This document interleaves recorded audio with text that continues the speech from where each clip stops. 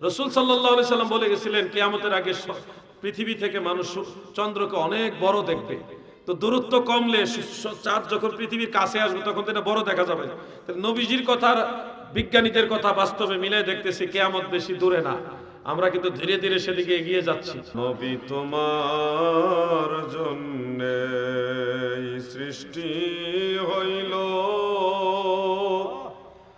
আসমান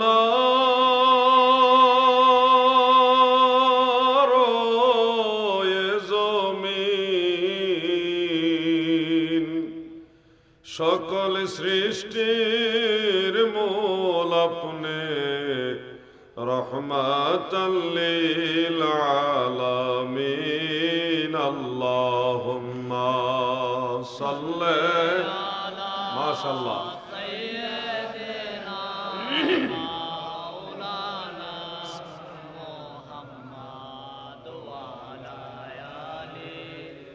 سيدنا مولانا اسم ذات الله الله الله الله الله জিকির করেন সবাই কিছুক্ষণ আল্লাহ তাআলাকে ডাকেন। যারা হাঁটাহাঁটি করতেছেন, কমিটির ভাইরা যারা আছেন, আপনারা যদি কোনো ডিউটি না থাকে মাহফিল এসে বসে যান। আল্লাহ আল্লাহ আল্লাহ আল্লাহ আল্লাহ আল্লাহ। আমি কি নাম লইয়া ডাকব তোমারে আল্লাহ আল্লাহ। আমি কোন নাম লইয়া ডাকব তোমারে আল্লাহ আল্লাহ আল্লাহ। মাশাআল্লাহ। তোমায় যেই নাম লইয়া ডাকি, তোমায় যেই নাম লইয়া ডাকি, তোমার গুণের ধ্বনি শুনতে পাই। কি নাম লইয়া ডাকব তোমারে আল্লাহ আল্লাহ। ডাকেন না, একটু আল্লাহকে ডাকেন, ভালো লাগবে। আল্লাহ আল্লাহ আল্লাহ আল্লাহ। তোমায় রহমান বললে দয়া করো, রহিম বললে মায়া করো গো আল্লাহ আল্লাহ। তোমায় রহমান বললে দয়া করো, তোমায় রহিম বললে মায়া করো গো আল্লাহ আল্লাহ। তোমায় গফফার বললে ক্ষমা করো, গফফার বললে ক্ষমা করো, তোমার গুণের সীমা নাই। কি নাম লইয়া ডাকব তোমারে আল্লাহ আল্লাহ আল্লাহ। মারহাবা আল্লাহ আল্লাহ।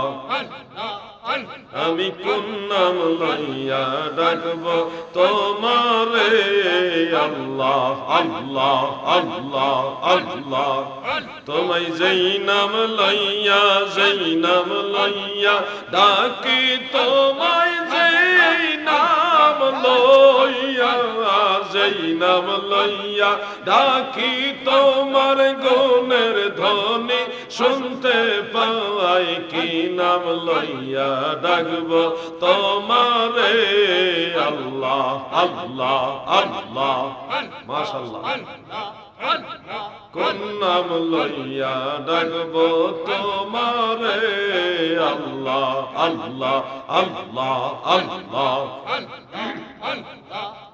তোমায় ডাইকাছিল ইব্রাহিম খলিল, নমরুদের আগুনে পইরা গো আল্লাহ আল্লাহ আল্লাহ।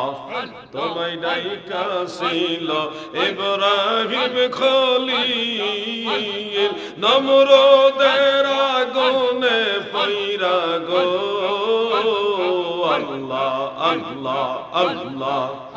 আহায়া গুণ হইল ফল বাগিচায়, গুণ হইল আগুন হইল ফুল বাগিচা ইব্রাহিম তো জ্বলে না কি নাম লইয়া ডাকব তোমারে আল্লাহ আল্লাহ এটা বন্ধ হয়ে গেছে এটা বন্ধ হয়ে গেছে কোন নাম লইয়া ডাকব তোমারে আল্লাহ আল্লাহ আল্লাহ আল্লাহ আল্লাহ সর্ব বিষয়ে উম্মতের মাঝে 1,24,000 নবী রাসূলগণের প্রত্যেকের উম্মত আছে সমস্ত উম্মতের মাঝে আল্লাহ আমাদেরকে সর্বশ্রেষ্ঠ উম্মতের মাঝে কবুল করেছেন আল্লাহ আমাদেরকে কত ভাবে দয়া করেছেন তা বলে শেষ করার মতো নয় সেই আদম আলাইহিস সালামের জামানা থেকে ঈসা আলাইহিস সালামের জামানা পর্যন্ত যত নবী রাসূল এসেছেন তিনাদের উম্মতরা কবরবাসী হয়ে গেছেন তারা এখনো কবর জগতে আছেন পৃথিবীতে আল্লাহ তাআলা আমাদেরকে সবার শেষে পাঠাইছেন সব নবীর উম্মতের শেষে আল্লাহ আমাদেরকে পাঠিয়েছেন উম্মতে মুহাম্মাদীকে পাঠিয়েছেন কিন্তু আমাদের খুশির খবর হলো হাসরের ময়দানে সমস্ত নবীর উম্মতের আগে আমাদেরকে আল্লাহ জান্নাতে দিবেন পাঠাইছেন সবার শেষে জান্নাতে দিবেন সবার আগে এটা কি আমাদের জন্য আনন্দের খবর নয় নিশ্চয়ই আল্লাহ আমাদেরকে ভালোবাসেন বাছাই করে আমাদেরকে শেষ জামানায় শেষ নবীর উম্মত বানাইছেন আল্লাহ যদি আমাদের ভালোই না বাসতেন তাইলে এত বড় নিয়ামতওয়ালা উম্মত হওয়া আমাদের দ্বারা সম্ভব হইতো না আল্লাহ তাআলা পবিত্র কোরআনুল কারীমের মধ্যে ইরশাদ করেন যারা পারেন আমার সাথে তেলাওয়াত করুন বিসমিল্লাহির রাহমানির রাহিম লাকাদ মান্নাল্লাহু আলাল মুমিনিনা ইয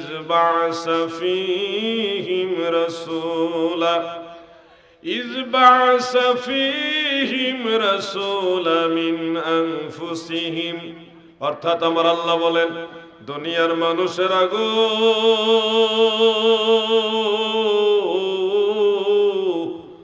অবশ্যই আমি আল্লাহ মুমিন বান্দাদের উপরে সবচেয়ে বড় দয়া করেছি যে আমি আল্লাহ তাদের মধ্য থেকে আমার রাসূলকে তাদের মাঝে পাঠিয়েছি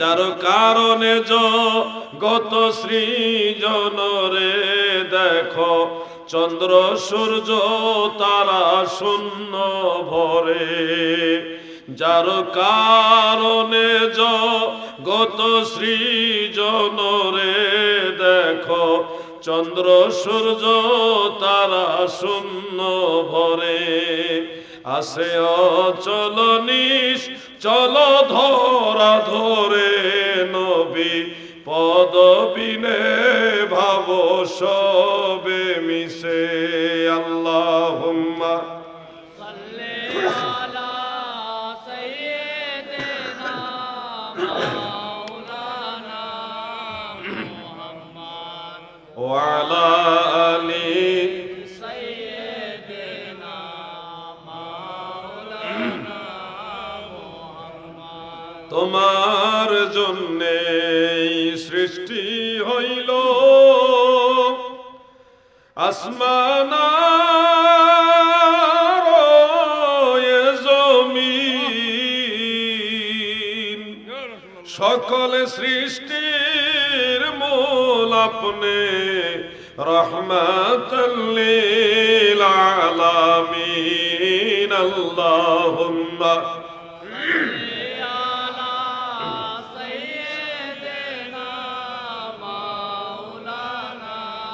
মুহাম্মদ ওয়া আলা আলি সাইয়্যিদিনা মাওলানা মুহাম্মদ আমার দাদু ভাইরা গভীর মনোযোগ দিয়ে শুনবেন আমার দয়াল নবীজিকে আমার আল্লাহ আমাদের মাঝে পাঠিয়ে গৌরব করতেছে আল্লাহ বলে আমি সবচেয়ে বড় দয়া করছি তোমাদেরকে আমার রাসূলকে তোমাদের মাঝে পাঠাইছি এই কারণে সবচেয়ে বড় দয়া হলো নবীজিকে আল্লাহ দিয়েছেন নবীজির উপরে আল্লাহ কোরআন নাজিল করেছেন যুবক ভাইদের দৃষ্টি আকর্ষণ করছি ভাই আপনারা যদি অনলাইনে অফলাইনে লক্ষ্য করেন দেখবেন কিছু ভাইরা শবে বরাতকে এনকার করে থাকেন বিভিন্ন ভাবে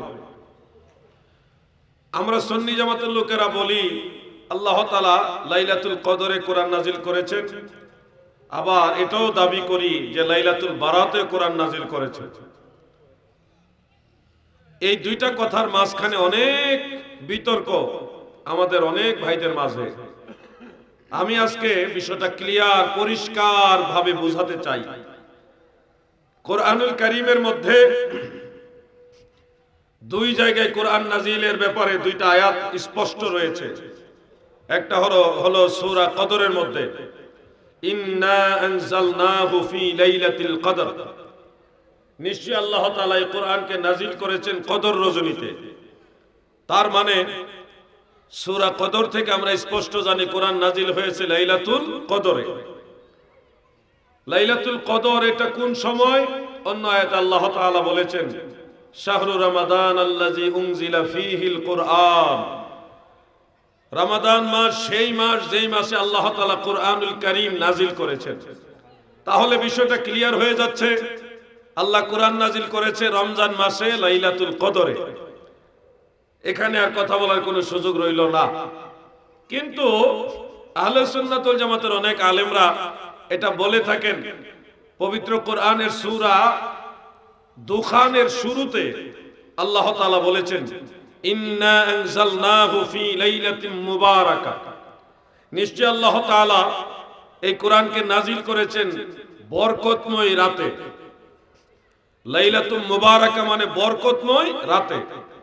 মুফাসসিরিনে কেরামদের এক জামাত বলেছেন এই বরকতময় রাতটা হলো লাইলাতুল কদর।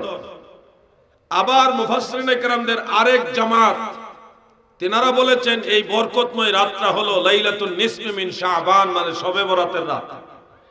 দুইটা মতে আসে। তাফসীরে কবীরের মধ্যে ইমাম ফখরুদ্দীন রাজি রাহমাতুল্লাহ আলাইহি এই দুইটা মতে উল্লেখ করেছেন। তাফসীরে কুরতুবীর মধ্যে এবং তাফসীরে জালালাইনের মধ্যে ওই দুইটা মতের কথা উল্লেখ আছে, অন্যান্য তাফসীরের মধ্যেও আছে। তাহলে কোরআন শরীফের সূরা কদর থেকে আমরা জানলাম কোরআন নাজিল হয়েছে লাইলাতুল কদরে রমজান মাসে। ওই যে এক জামাত মুফাসসিরিনে কেরাম তিনারা বললেন কোরআন নাজিল হয়েছে শবে বরাতে, তাহলে ওনারা কি কোরআন বুঝেন নাই? প্রশ্ন দাঁড়াচ্ছে। ওনারা কি সূরা কদর পড়েন নাই? প্রশ্ন দাঁড়াচ্ছে। ওনারা কি কোরআনের সে আয়াত পড়েন নাই যে শাহরু রমাদান আল্লাযী উনজিলা ফীহিল কুরআন? প্রশ্ন দাঁড়াচ্ছে। উত্তর হবে অবশ্যই ওনারা এটা পড়েছেন। যদি ওনারা সূরা কদর এবং ওই আয়াত সম্পর্কে পড়ে থাকেন, জেনে থাকেন, তাহলে ওনারা কেন বললেন যে কোরআন লাইলাতুল বারাতে মানে লাইলাতুল নিসফি মিন শাবানে নাজিল হয়েছে? কেন বললেন? এই প্রশ্নটা দাঁড়ায়। উত্তর হলো নিশ্চয় ওনাদের কাছে এই ব্যাপারে কোনো তথ্য ছিল। যারা এই কথাটা বলেছেন তাদের মধ্যে সাহাবায়ে কেরামের ছাত্র অন্তর্ভুক্ত আছেন। বিশেষ করে রাইসুল মুফাসসিরিন হযরত আব্দুল্লাহ ইবনে আব্বাস রাদিয়াল্লাহু তাআলা আনহুমার ছাত্র হযরত ইকরিমা রাহমাতুল্লাহ আলাইহি তিনাদের মধ্যে অন্তর্ভুক্ত, যেটা তাফসীরে ইবনে কাসিরের মধ্যে উল্লেখ আছে। প্রিয় ভাই আমার, কেন ওনারা বললেন কোরআনুল কারীম লাইলাতুল বারাতে নাজিল হয়েছে? এই কেনর উত্তর যদি আমরা তালাশ করি তাহলে গভীরভাবে খেয়াল করবেন, উত্তরটা বেশি জটিল না, খুবই সহজ, কিন্তু একটু বুঝতে হবে। আমার আল্লাহ লাইলাতুল কদরে কোরআন নাজিল করেছেন সত্য, কিন্তু আমরা এটা জানি না লাইলাতুল কদরে আমার আল্লাহ কোন জায়গায় কোরআন নাজিল করেছে, পৃথিবীতে নাকি অন্য কোথাও। কোন জায়গায় লাইলাতুল কদরে আমার আল্লাহ কোরআন নাজিল করেছে, এই প্রশ্নের উত্তর যদি আপনি খুঁজে পেয়ে যান তাহলে দেখবেন ওই আরেক জামাত যে লাইলাতুল বারাতের কথা কোরআন নাজিলের ব্যাপারে বলেছেন তারাও সত্যবাদী হয়ে যাবে। আপনারা বলেন, আলেম ভাইরা বলেন না, আমি আপনাদের একটু বুঝতে চাচ্ছি আপনারা এই ব্যাপারে কতটুকু স্টাডি করেছেন। লাইলাতুল কদরে আল্লাহ তাআলা কোরআন নাজিল করেছেন কোন জায়গায়? কারো কি জানা আছে? না জানাটা কোনো লজ্জার বিষয় না, আমরাও অনেক কিছু জানি না। বলুন, আমি আরেকবার প্রশ্ন করছি, লাইলাতুল কদরে আল্লাহ তাআলা কোরআনুল কারীম কোন জায়গায় নাজিল করেছেন? একজন উত্তর দিয়েছে লৌহে মাহফুজে। উত্তরটা সঠিক না, কারণ কোরআনের বাড়ি হলো লৌহে মাহফুজ। বাল হুয়া কুরআনুম মাজিদুম ফি লাওহিম মাহফুজ। কোরআন শরীফ ছিলই লৌহে মাহফুজে, ওখানেই আছে, ওইখান থেকে নাজিল করা হয়েছে। লাইলাতুল কদরে লৌহে মাহফুজ থেকে কোন জায়গায় নাজিল করা হয়েছে, এই প্রশ্নের উত্তরটা যদি আপনারা জানতে পারেন, তাহলে শবে বরাত শবে কদরের যে প্রশ্নটা, ধূম্রজলটা, এটা আপনারা সহজে সমাধান পেয়ে যাবেন।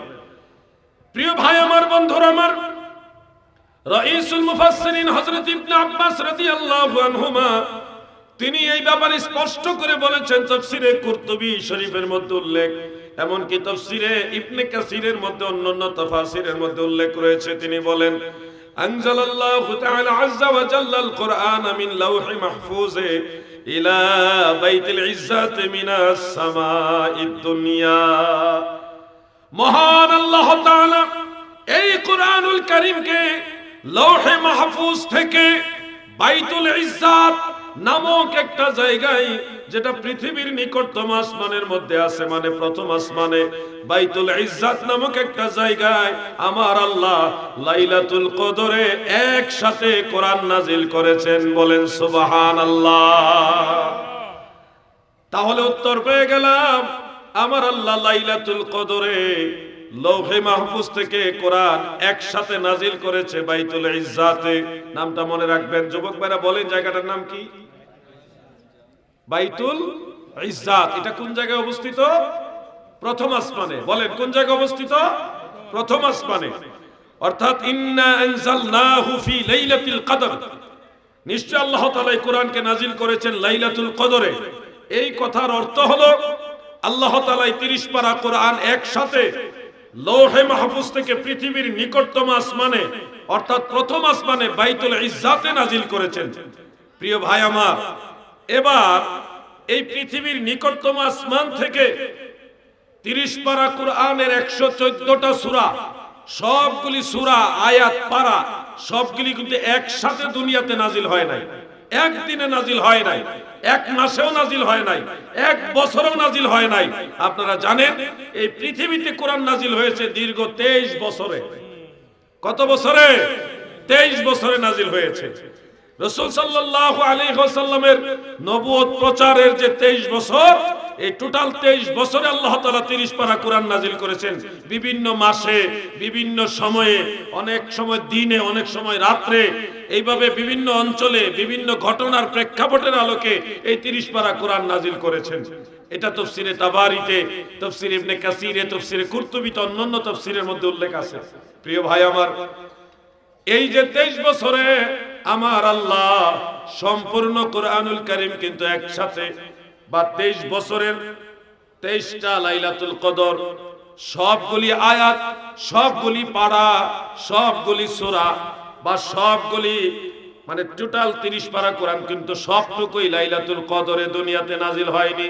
জিলহজ মাসেও কোরআন নাজিল হয়েছে, জিলকদ মাসেও কোরআন নাজিল হয়েছে, মুহররম মাসেও কোরআন নাজিল হয়েছে, অন্যান্য মাসেও, মাহে রমাদানের ভিতরে বাইরে বিভিন্ন মাসে বিভিন্ন সময়ে 23 বছরে কোরআন নাজিল হয়েছে। নিশ্চয়ই এই 23 বছরের কোনো না কোনো একটা বা একাধিক সময় ছিল লাইলাতুল বারাত, যেই লাইলাতুল বারাত 23 বছরের কোরআন নাজিলের কোনো না কোনো একটা সময় ছিল। এই জন্যে তাবেঈদের এক জামাত, পরবর্তীতে মুফাসসিরিনে কেরামগণ সহ, তিনারা বলেছেন, ইন্না আনজালনাহু ফি লাইলাতিন মুবারাকা। এই লাইলাতুল মুবারাকা মানে লাইলাতুল বারাতে, শবে বরাতে আমার আল্লাহ কোরআন নাজিল করেছেন। এই যে শবে বরাতে কোরআন নাজিলের বিষয়টা হলো পৃথিবীতে 23 বছরের কোনো না কোনো একটা বা একাধিক সময় লাইলাতুল বারাত ছিল। এই জন্য ওই মুফাসসিরিনে কেরামরা সত্যবাদী হিসেবে গণ্য হয়ে যায়। আপনি যদি বলেন না সম্পূর্ণ কোরআন পৃথিবীতে লাইলাতুল কদরে নাজিল হয়েছে, এটা সত্য হবে না, বাস্তব হবে না।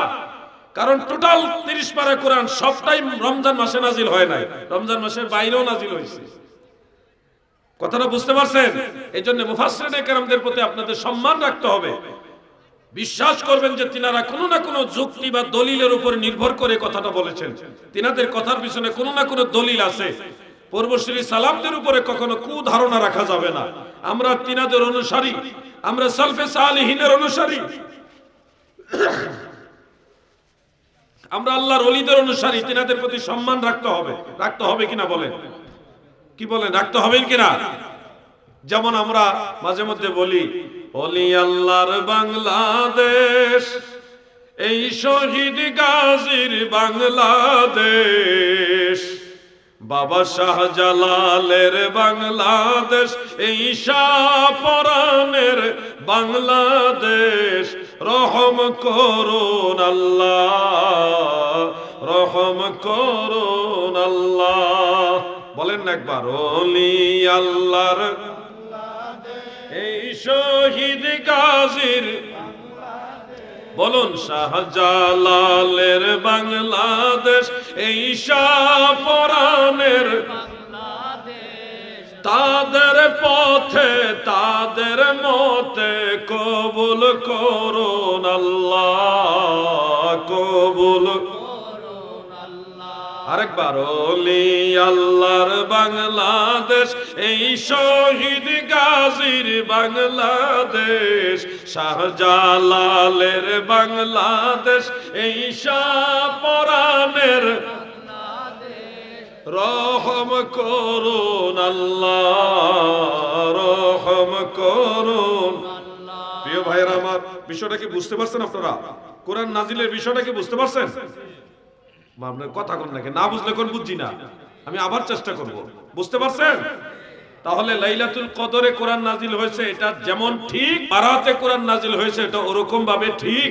কোনটাই অস্বীকার করার কোনো সুযোগ নাই। কোন আলেমদের প্রতি, সালফে সালিহিনের প্রতি খারাপ ধারণা রাখা যাবে না। প্রিয় ভাই আমার, বন্ধুরা আমার, সূরা দুখানের একটা আয়াতের মধ্যে আমার আল্লাহ তাআলা লাইলাতুল মুবারাকা সম্পর্কে বলেছেন, ফিহা ইউফরাকু কুল্লু আমরিন হাকিম। এই রাত্রে মানে লাইলাতুল মুবারাকার মাঝে আল্লাহ তাআলা প্রজ্ঞাময় অনেক নির্দেশনা এগুলি স্থিরীকৃত করেন। এই রাত কোন রাত, এই সম্পর্ক মুফাসসিরিনে কেরামদের দুইটা মত। কয়টা মত? ঘুমাই রয়েছেন নাকি আপনারা? দুইটা মত। মুফাসসিরিনে কেরামদের এক জামাত বলেছে, যেই রাত্রে আল্লাহ তাআলা গুরুত্বপূর্ণ যে নির্দেশনা, সিদ্ধান্ত স্থির করেন, এই রাতটা হলো লাইলাতুল কদর, যেটা হযরতে কাতাদা রাহমাতুল্লাহ আলাইহি সহ এক জামাত মুফাসসিরিনে কেরাম বলেছেন। আবার আরেক জামাত মুফাসসিরিনে কেরাম, হযরতে মুজাহিদ, হযরতে ইকরিমা রাহিমাহুমুল্লাহ, তিনারা বলেছেন, এক জামাত মুফাসসিরিন তিনারা বলেছেন, যেই রাতে আল্লাহ তাআলা বিশেষ আদেশ নিষেধ, বিশেষ নির্দেশনা স্থির করেন, ওই রাতটা হলো লাইলাতুন নিসফি মিন শাবান, মানে শবে বরাতের রাত। মত হলো কয়টা? দুইটা। বলেন কয়টা হলো? দুই মত। আমরা আহলে সুন্নাত ওয়াল জামাতের উলামায়ে কেরাম দুইটা মতের কোনটাকে অস্বীকার করি না, অসম্মান করি না, দুইটাকে আমরা গ্রহণ করি। কেন গ্রহণ করি গো? তার উত্তর সহজ। তাফসীরে মাজহারির মধ্যে আল্লামা কাজী সানাউল্লাহ ফানি রাহমাতুল্লাহ আলাইহি তিনি উল্লেখ করেছেন, হযরত আব্দুল্লাহ ইবনে আব্বাস রাদিয়াল্লাহু তাআলা আনহুমা তিনি স্পষ্ট করে বলেছেন, আমার আল্লাহ প্রত্যেক বছরের শবে বরাতে লাইলাতুন নিসফি মিন শাবানে আমাদের তাকদীরের যে বাৎসরিক বাজেট, আগামী এক বছরে কারা কারা মারা যাবে, কারা কারা জন্ম হবে, কারা কারা বিয়ে শাদী করবে, কারা কারা হজ করবে, কারা কি করবে না করবে, আগামী এক বছরের বাজেট শবে বরাতে আমার আল্লাহ স্থির করেন। করে লাইলাতুল কদরে মানে কদর রজনীতে এই সিদ্ধান্তগুলি আমার আল্লাহ দয়া করে ফেরেশতাদের হাতে অর্পণ করেন। অতএব লাইলাতুল বারাতে আমার আল্লাহ তাকদীরের বিষয়গুলি স্থিরীকৃত করেন, এটা যেমন সত্য, লাইলাতুল কদরে এগুলি আমার আল্লাহ ফেরেশতাদের কাছে প্রেরণ করেন, এটাও সত্য। কোনটাই অস্বীকার করার কোনো সুযোগ নাই। আমার মনে হয় আপনারা একটু অমনোযোগী হয়ে গেছেন। আমার বাজার মাওলানা মনিরুজ্জামান সাহেব আসছেন, ওনাকে একটু বসার জায়গা করে দেন। আমি চেষ্টা করব ভাইজান, আল্লাহর উপর ভরসা, আমার তো কোনোই ক্ষমতা নাই। আমি চেষ্টা করব যদি জানে কুলায় পরিস্থিতি ওরকম ভালো থাকে আমি ওটুকু আপনার কথা রাখবো ইনশাআল্লাহ। ছবি যদি আবার দেখা গেছে, আলোচনা তো নির্ভর করে শ্রোতাদের আকর্ষণের উপরে, তো শ্রোতাদের আকর্ষণ যদি দুর্বল হয় দেখা গেছে এর আগেও আমি মাইকটা ছেড়ে দিতে পারি।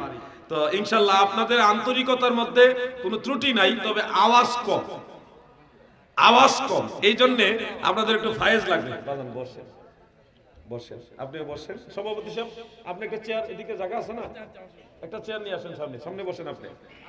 হ্যাঁ, আমি আপনাদের একটা তাকবীর দিতে চাই, দিব? এই ফুলা ভাই তোরা কি ভাত খাইছ না? সবাই একটু রেডি হন, গলাটা ক্লিয়ার করেন।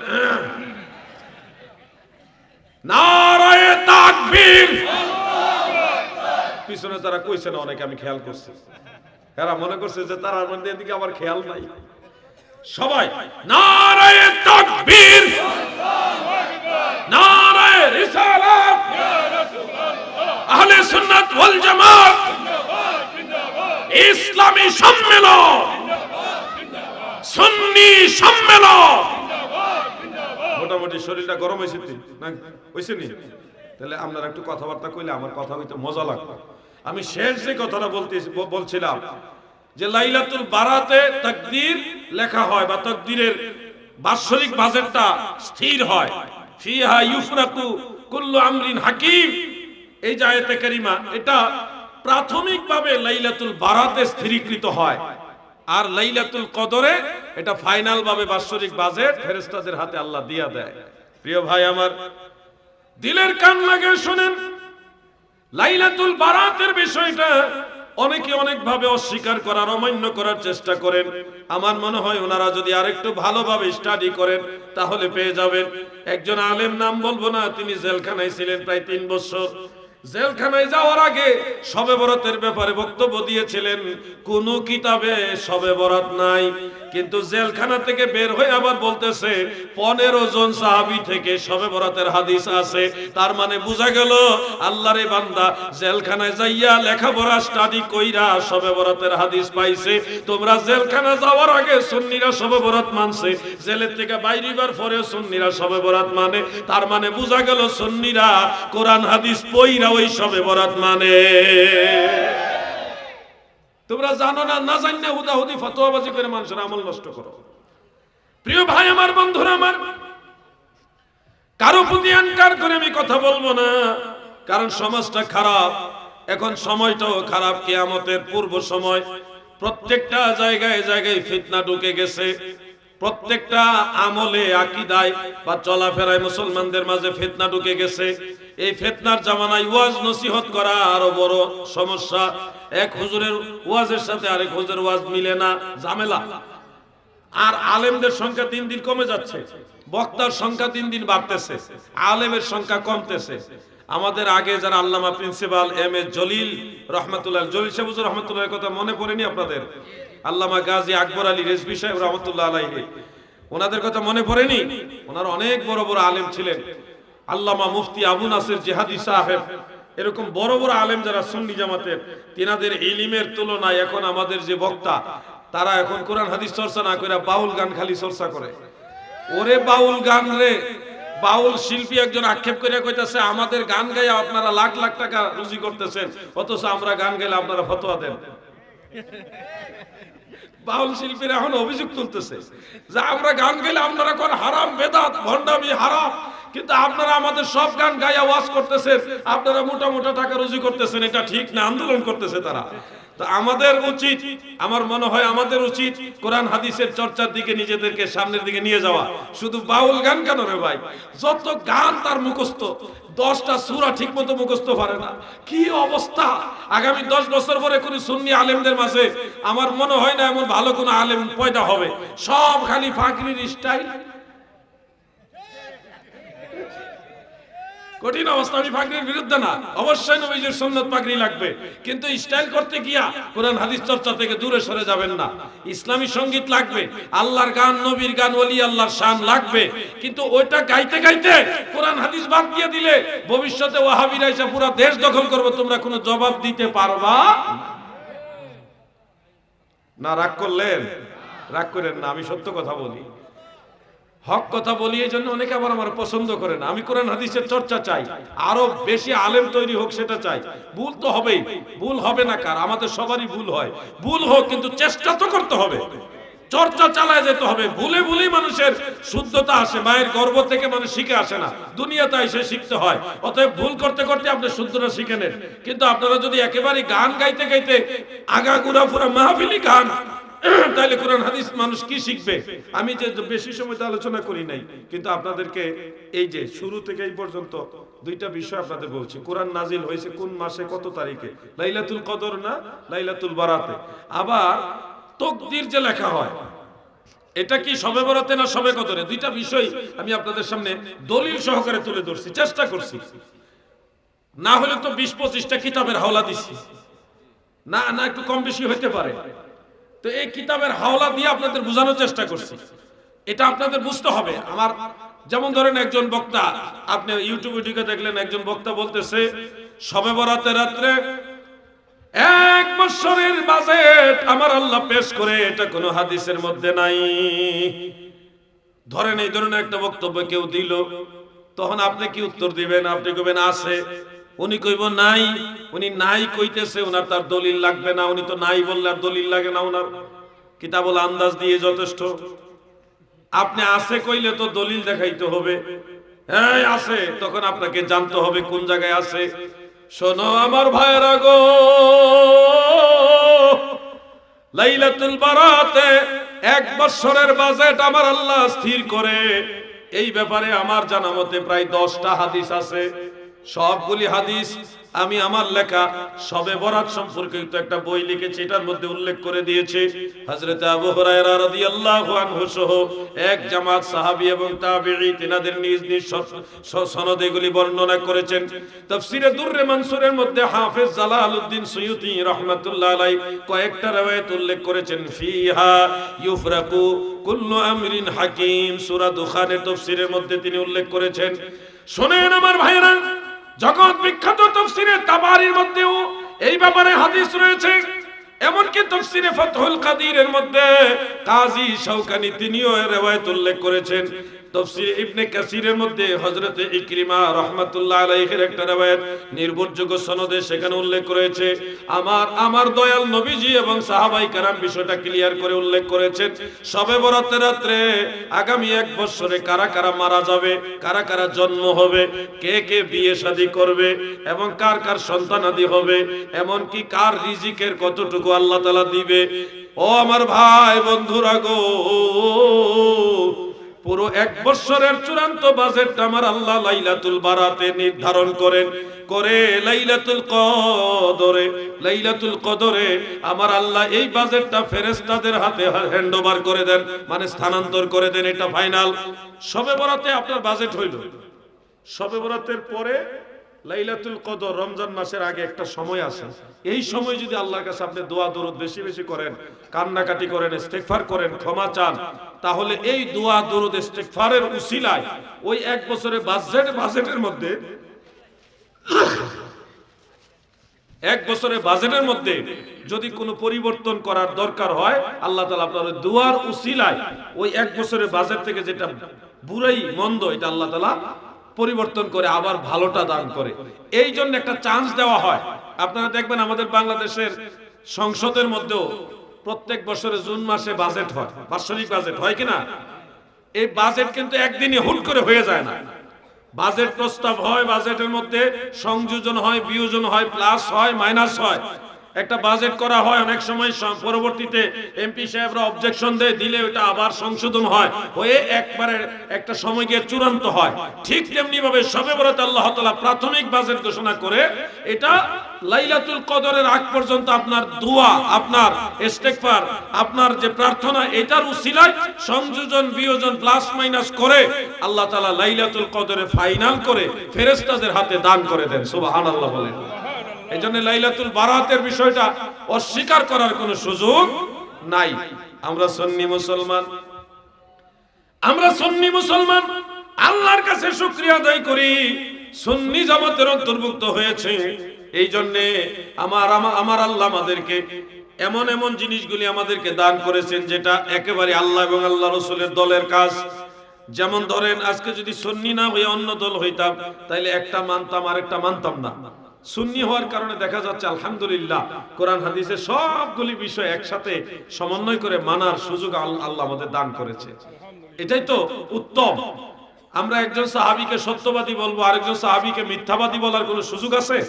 সুযোগ নাই। দুইজনের কথাটা সমন্বয় করে মানতে হবে।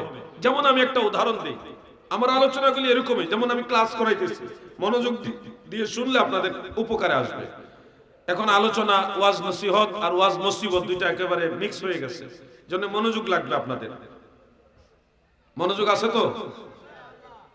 আজকের মাহফিলটা আয়োজন করা হয়েছে নবীজির মেরাজকে উপলক্ষ করে, মেরাজুন নবীকে কেন্দ্র করে।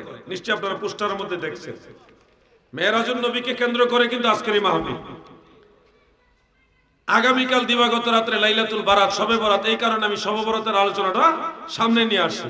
কিন্তু যেই উপলক্ষে মাহফিল, ওই উপলক্ষটা নিয়ে একটা কথা বলি, এবং এই বলার পাশাপাশি আমি সেটা আপনাদের বুঝাতে চাচ্ছি যে একজনকে মানবেন আর একজনকে মানবেন না, এরকম যেন না হয়।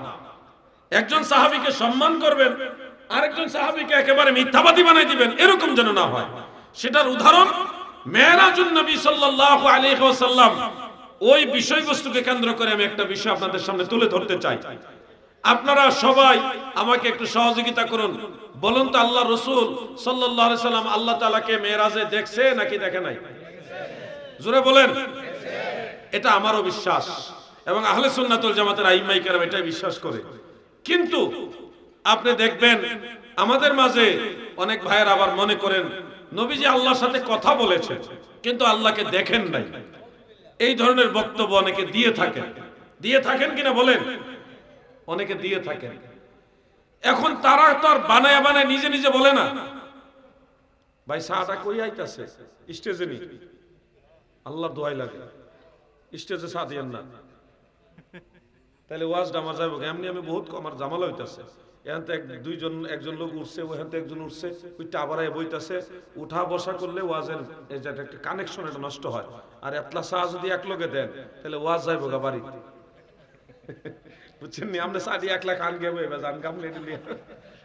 আচ্ছা, একটু জিকির করেন লা ইলাহা ইল্লাল্লাহ, বলুন লা ইলাহা ইল্লাল্লাহ, লা ইলাহা ইল্লাল্লাহ, লা ইলাহা ইল্লাল্লাহ, মুহাম্মদ রাসূলুল্লাহ। চাঁদ সূরজ যার নূরের ছায়া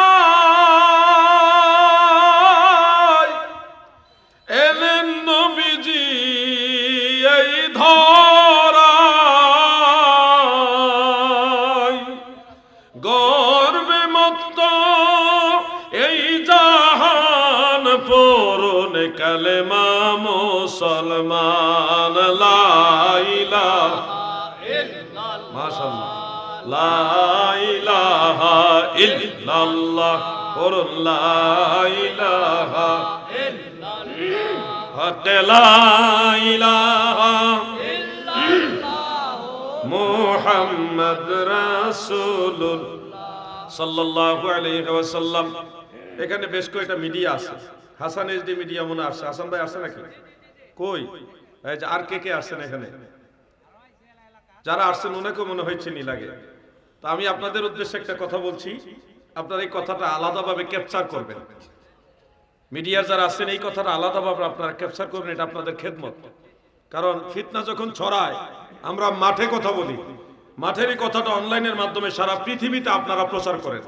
অতএব আপনাদের খেদমতটা কোনো অংশে তুচ্ছতাচ্ছিল্য করার সুযোগ নাই, মানে কোনো অংশ কম না। এই জন্য আমি আপনাদেরকে আমার এই কথাটা একটু খেয়াল করার জন্য, আপনারাও শুনেন, তো ঈমান আকীদা দরকার আছে নাকি? আপনারা তো মুসলমান। ইদানিং আমরা লক্ষ্য করেছি একজন বক্তা তিনি দাবি করেছেন আমাদের যে পীর মাশায়েখরা জিকির করতে গিয়ে কালবে ধাক্কা দিতে বলেন। যেমন আমি একটু আগে জিকির করলাম লা ইলাহা ইল্লাল্লাহ, এই যে এইখানে কালবের দিকে আমরা একটু ঝুঁকি দেই, একটা এইভাবে মাথাটা ঝাঁকি দেই, ধাক্কা দেই। এই জিনিসটাকে অ্যানকার করে ওই বক্তা সাহেব তিনি বলতেছে যে সমস্ত পীর মাশায়েখরা নাকি ভুল তথ্য আমাদেরকে দিয়েছে। তিনি দাবি করেছেন কাল্ব নাকি বুকের ভিতরে থাকে না, কাল্ব বলে মাথার ভিতরে থাকে। কাল্ব মাথার ভিতরে থাকে, এটা উনি প্রমাণ করার জন্য কোরআনুল কারীমের একটা আয়াতাংশকে উনি মিসগাইড করেছেন, মানুষের সামনে ভুলভাবে উপস্থাপন করেছেন। আল্লাহ তাআলা বলেছেন লাহুম কুলুব, তাদের কাল্ব রয়েছে, লা ইয়াফকাহুনা বিহা, যে কাল্ব দিয়ে তারা অনুধাবন করে না, অর্থাৎ বুঝে না। জ্ঞানের যে কেন্দ্রবিন্দু বা মেমোরি, মানুষের স্মরণ শক্তি, স্মৃতি বুঝার মতো যে জ্ঞানের মূল কেন্দ্র, এটা মাথার ভিতরে থাকে, সায়েন্টিস্টরা বলেছেন, বিজ্ঞানীরা বলেছেন। তো সেই সুবাদে উনি ধরে নিয়েছেন যেটা দিয়ে বুঝে মানুষ, ভালো মন্দ অনুধাবন করে, ওইটাই হলো কাল্ব।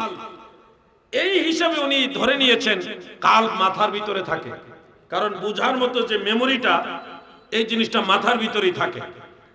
আমার মনে হয় ওনার আরেকটু ভালোভাবে স্টাডি করা দরকার ছিল। কারণ হলো হাজার হাজার পীর মাশায়েখ, আউলিয়ায়ে কেরাম হাজার বছরের অধিক সময় যাবত মানুষকে এই শিক্ষাটা দিয়েছে, কাল্ব হলো কাল্ব, এই সিনার ভিতরে বাম স্তনের 2 আঙ্গুল নিচে হলো কাল্ব। সেই অসংখ্য আউলিয়ায়ে কেরাম পীর মাশায়েখের শিক্ষাটাকে তিনি ডিনাই করে, অবজ্ঞা করে বলতেছে বুকের ভিতরে কাল্ব থাকে, এটা নাকি ভুল। নাউজুবিল্লাহ। আমি বলবো যুক্তির উপরে ডিপেন্ড না করে ওনার উচিত ছিল আরো একটু স্টাডি করা। যে বিষয়টা ওনার কাছে জটিল জটিল মনে হয়, এই হাজার হাজার পীর মাশায়েখ আউলিয়া কেরাম যেটা বলছে, এটার বিপরীত উনি একটা কথা বলার আগে অবশ্যই মুহাক্কিক আলেমদের সাথে ওনার পরামর্শ করা দরকার ছিল। পরামর্শ ছাড়াই হুট করে বলে দিল কাল্ব মাথায় থাকে, এটা নিঃসন্দেহে একটা অবহেলা হয়েছে, ধর্মের ব্যাপারে অবজ্ঞা হয়েছে। মনে রাখবেন কাল্ব বড় কাফ দিয়ে কলব, এই শব্দটা আরবি, যদিও শব্দটা আরবি, এর বাংলা অনেকগুলো অর্থ রয়েছে। একটা হলো হৃৎপিণ্ড, হৃদয়, যেটাকে আরবিতে বলা হয় হার্ট, আরেকটা হলো মন, মনন, অন্তর। এই সবগুলি হলো কলবের বাংলা অর্থ। অর্থাৎ এই কলবের একাধিক অর্থ রয়েছে। একটা শব্দের একাধিক অর্থ হতেই পারে, এটা স্বাভাবিক। ওইখানে আল্লাহ তাআলা কলব বলতে মানুষের চিন্তা চেতনা, মনন, অন্তর বা মন, এটাকে মিন করেছেন। কিন্তু অরিজিনালি রাসূল আকরাম সাল্লাল্লাহু আলাইহি ওয়াসাল্লাম যে হাদিসে বুখারীর মধ্যে বলেছেন যে আল্লাহ রাসূল বলেছেন আলা ওয়া ইন্না ফিল জাসাদে লামুদগাতান, অবশ্যই মানুষের শরীরের মধ্যে একটা গোশতের টুকরা রয়েছে। আলা ওয়া ইন্না ফিল জাসাদে মুদগাতান, মানুষের শরীরে একটা গোশতের টুকরা রয়েছে। ইজা সালুহাল জাসাদু কুল্লুহু, যখন এই গোশতের টুকরা সুস্থ থাকে, পবিত্র হয়, তখন তার সারা শরীরটা পবিত্র হয়ে যায়। ওয়াইজা ফাসাদাল জাসাদু কুল্লুহু, যখন তার এই গোশতের টুকরাটা অপবিত্র হয়, তখন তার সারা দেহটা অপবিত্র বা অসুস্থ হয়ে যায়। আলা ওয়াহিয়াল কলব, তোমরা শুনে রাখো, সেটার নাম হলো কলব। আল্লাহ রাসূল সাল্লাল্লাহু আলাইহি ওয়াসাল্লাম এই যে গোশতের টুকরা কলব বলেছেন, এইটা মাথার ওই মন, মনন বা মেমোরি বা মাথায় যে জিনিসটা আপনি মিন করেছেন ওটাকে বুঝায়নি, এটা কালবকে এখানে যেটা বুকের মধ্যে আছে ওটাকে বুঝিয়েছে। তার প্রমাণ কি? আমার যুবক ভাইরা, দুইটা দলিল আপনারা নোট করেন, একটা কোরআনের আয়াত আর একটা সহিহ মুসলিমের হাদিস। পবিত্র কোরআনে সূরা হজ্জের 46 নম্বর আয়াতের মধ্যে আল্লাহ তাআলা বলেছেন, সূরা হজ আয়াত নম্বর কত? 46। বলেন কত? 46। এটা লম্বা আয়াত। শেষের দিকে আল্লাহ তাআলা কলব কোন জায়গায় থাকে এই ব্যাপারটা স্পষ্ট করে উল্লেখ করে দিয়েছেন। আল্লাহ তাআলা বলেন ওয়ালাকিন তা'মাল কুলুবু আল্লাতী ফিস সুদূর। আপনারা নিজেরা দেখেন, মোবাইলের মধ্যে নিজেরা খুঁজে দেখেন, আল্লাহ তাআলা কলবের কথা বলতে গিয়ে বলেছেন আল্লাতী ফিস সুদূর, যেটা সদরের মধ্যে থাকে, বুকের মধ্যে থাকে, সিনার ভিতরে থাকে। সুবহানাল্লাহ বলেন। আল্লাহ তাআলা পরিষ্কার বলে দিয়েছেন যে কোরআনুল কারীমের আয়াতের মধ্যে উল্লেখ, কলব হলো সিনার ভিতরে, বুকের মধ্যে। বলেন আল্লাহর কথা ঠিক না বেঠিক?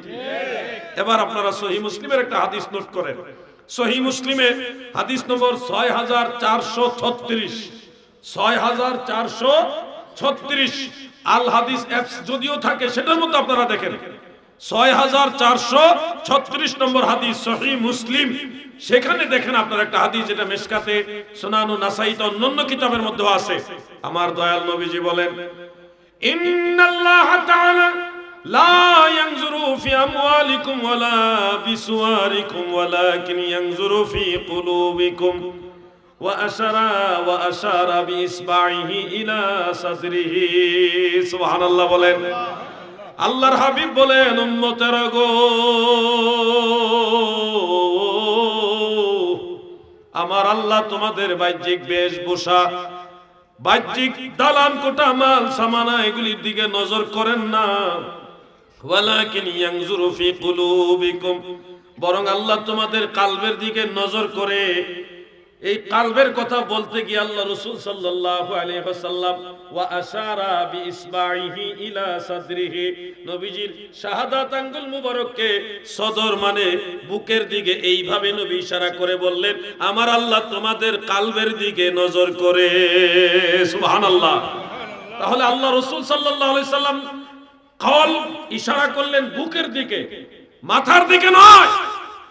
কলব বুকের মধ্যে থাকে, এটাই আল্লাহর রাসূল সাল্লাল্লাহু আলাইহি সাল্লাম ইশারা করেছেন। আরো অনেক দলিল আছে, আমি দুইটা দলিল দিলাম, একটা কোরআনুল কারীমের আয়াত আর একটা সহিহ মুসলিমের হাদিস, আর অন্যান্য দলিল আছে। তাহলে বিষয়টা ক্লিয়ার হয়ে গেল, কলব কি মাথায় থাকে না বুকের ভিতরে থাকে? এই যে শতাব্দীর পর শতাব্দী আল্লাহর আউলিয়ারা, পীর মাশায়েখরা আমাদেরকে শিক্ষা দিয়েছে যে বাম স্তনের 2 আঙ্গুল নিচে এইখানে হলো কালব, এই কালবের দিকে তোমরা ইঙ্গিত করে ইশারা করে খেয়াল করে আল্লাহর জিকির করবে, এখানে ধাক্কা দিবে লা ইলাহা ইল্লাল্লাহ। এই যে ধাক্কা দেওয়ার কেন্দ্র হলো কলব, এই কলব হলো বুকের মধ্যে। এই কথাটা মানে পীর মাশায়েখ যে শিক্ষাটা আমাদের দিয়েছেন, এটা ভুল শিক্ষা নয় গো, এটা আমার আল্লাহর শিক্ষা, মদিনা ওয়ালার শিক্ষা। নারে তাকবীর, নারে রিসালাত, ইয়া রাসূলুল্লাহ।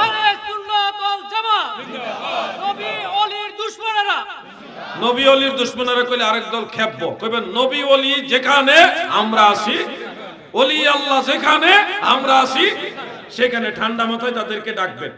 গরম মাথায় ডাকলে দেখবেন খেপে যাবে, আপনার কথা মানবো না।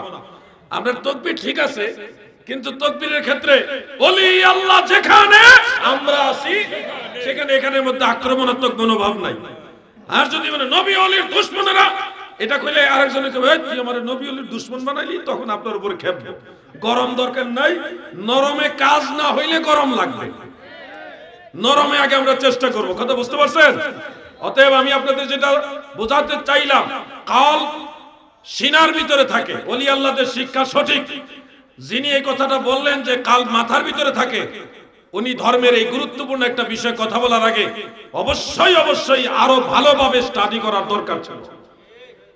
একবার জেলখানায় যাইয়া শবে বরাতের হাদিস পাইয়া আইছে, উনি যদি আল্লাহ পাকের মঞ্জুরিতে আরেকবার জেলখানা যাইতে পারতো, তাইলে হয়তো কলবের হাদিসগুলিও পাইতো। আমরা ওইটা কামনা করি না, ওনাকে বোঝানোর জন্য বলছি যে তাহকিক ছাড়া, গবেষণা ছাড়া কোনো কথা বলা ঠিক না। আল্লাহ ওনাদের বোঝার তৌফিক দেন, বলেন আমিন। এটা দরুদ শরীফ পড়ুন, আল্লাহুম্মা সাল্লি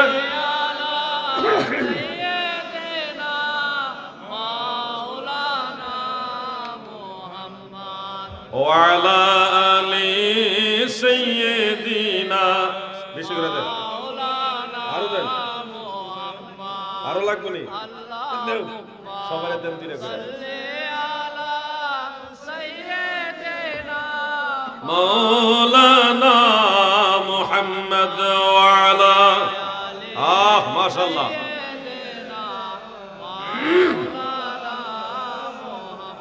मेरा दिल फिदा हो बेज़ौक़े मोहम्मद, ना दिल से जुदा हो ये ज़ौक़े मोहम्मद। अल्लाहुम्मा मरहबा मौलाना मुहम्मद वाला आले।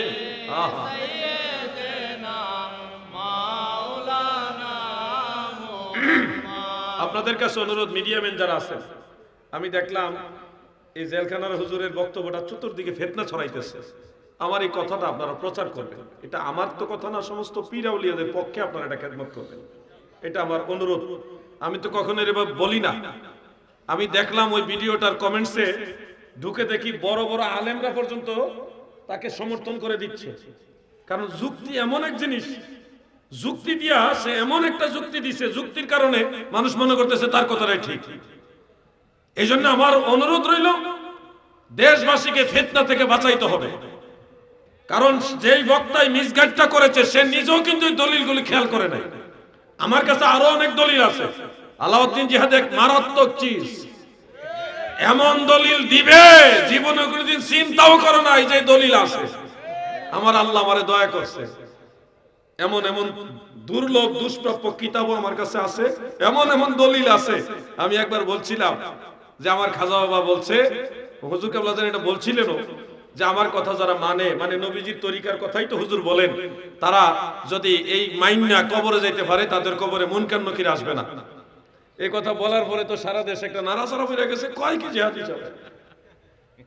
পরে আমার বিরুদ্ধে দুই একজন ভিডিও বানাইছে, ওই যে কওমি অঙ্গনের একজন দুইজন বানাইছে, আবার সুন্নিদের মধ্যে কয়টা কিতাব হইল, আবার কিছু গুলাল হুজুর আছেন না, কিছু সুন্নি কিছু ওয়াহাবি, তারাও কইতেছে কোন জিহাদ হিসাবে এটা এইভাবে বলা ঠিক হয় না। পরে যখন আমি দলিলের গোডাউন বাইর করছি, আমি বলছি শুধু একজন এক শ্রেণীর লোক না, 8 শ্রেণীর মানুষ আছে, 8 প্রকার মানুষ আছে যারা বিশেষ বিশেষ কিছু আমল যদি করে, এই আমলগুলি যারা করবে 8 প্রকার মানুষের কবরের মধ্যে মুনকার নকির আসবে না। এই দলিল তাওরাত কিতাবের দলিল বাইর করছে, জবুর কিতাবের দলিল, ইনজিল কিতাবের দলিল, আজ কোরআনের দলিল, হাদিসের দলিল, সবজন দলিল বাইর করে দেওয়া শুরু করছি। সবাই চুপচাপ ভদ্রতা অবলম্বন করতেছে। তো একটা কথা হলো কি, আমরা যখন একটা কথা বলি, বলার আগে আমাদের যারা মুহাক্কিক আলেম, আমাদের সিনিয়র আলেম আছে বা সুন্নি জামাতের আলেম আছে, ভালোভাবে তিনাদের জিজ্ঞাসা করি, স্টাডি করি, তারপর একটা কথা বলি। না জানি হুট করে গায়ের জোরে কথা বলি না ভাই। আপনাদের আর আমাদের মাঝে বেশ কমটা হলো আপনারা তাহাকিক ছাড়া কথা বলেন, আমরা তাহাকিকটা আগে কইরা তারপরে কথা বলি। আর সাধারণ আওয়াম যারা আছেন, আপনারা যদি কোনো বিষয় কখনো না বুঝেন, আমাদের আদবের সাথে জিজ্ঞাসা করবেন, জিহাদি ভাই এটা কেন বললেন, এটার দলিল কি, আমরা অবশ্যই আপনাদের বোঝানোর চেষ্টা করব। কিন্তু না বুঝে হুট করে গালাগালি শুরু করে দিবেন না, এটা ফাঁসে কি, এটা গুনার কাজ। জানার দরকার আছে। সবকিছু আপনি জানেন তা না, আরেকজনও জানতে পারে। সবকিছু আমি জানি তা না, আরেকজনও জানতে পারে। অতএব একজন আরেকজনের পরিপূরক হবেন। হুট করে একটা সুযোগ আছে, গালি একটা দিয়ে দিলাম, তাইলে এটা কিন্তু মুসলমানের কাজ না। জানার জন্য আগে প্রশ্ন করতে হবে আপনার এই কথার ব্যাখ্যা কি। প্রিয় ভাই আমার, বন্ধুরা আমার, আমি লা ইলাহা ইল্লাল্লাহ জিকির করতে যাইয়া যখন কালবে ধাক্কা মারি, তখন আমার কলবের ওয়াজটা মনে পড়ছে, এই জন্য মাঝখানে কলবের ওয়াজ করছি। কিন্তু আমার আলোচনাটা ছিল মেরাজুন নবী নিয়া। মনে আসেনি আপনাদের? মেরাজুন নবী উপলক্ষে এই মাহফিলের আয়োজন করা হয়েছে বিধায় আমরা সকল সাহাবীদেরকে সম্মান করি, সকল মুফাসসিরিনে কেরামদের প্রতি সম্মান রাখি। একজনকে সম্মান করব, আরেকজনকে সম্মান করব না, এমনটা যেন না হয়। সবার প্রতি সম্মান রেখে চলাটাই হলো আহলে সুন্নাত ওয়াল জামাতের কাজ। প্রিয় ভাই আমার, নবীজি মেরাজে গিয়েছেন, মেরাজে যাইয়া আমার আল্লাহকে দেখেছেন, এটা আমাদের আকীদা। কি বলেন? নবীজি মেরাজে গিয়ে আল্লাহকে দেখেছেন, এটাই তো আমাদের আকীদা। প্রথমে আপনারা মনে রাখবেন, নবীজির মেরাজ হয়েছে সশরীরে। কিভাবে বলেন না, কিভাবে? সশরীরে মেরাজ হয়েছে।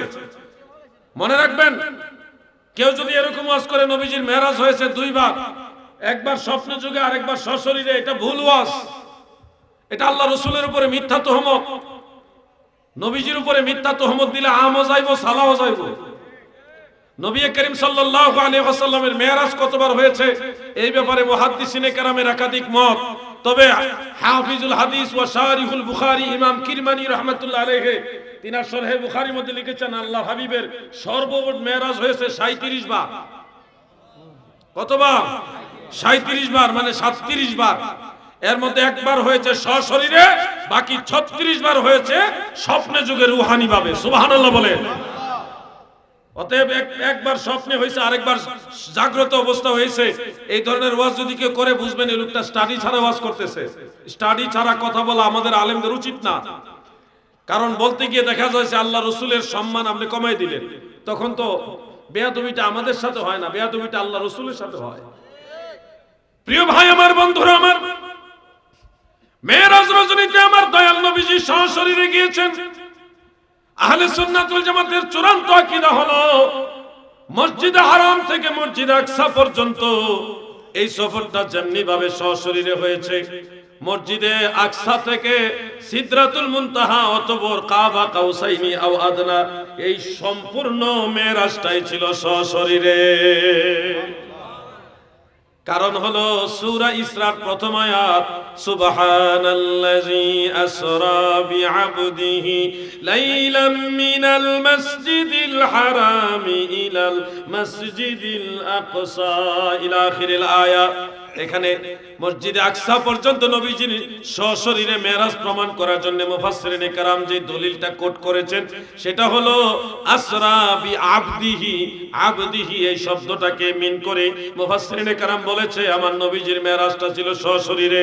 কারণ ইবাদত শুধু রুহুর কোনো ইবাদত নাই, বা রুহবিহীন মরা লাশের কোনো ইবাদত নাই।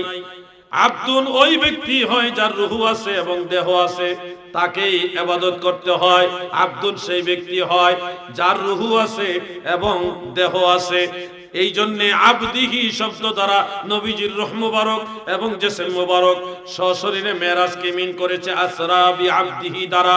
ঠিক তেমনি ভাবে আমার দয়াল নবীজি সিদরাতুল মুনতাহার মধ্যে গিয়েছেন।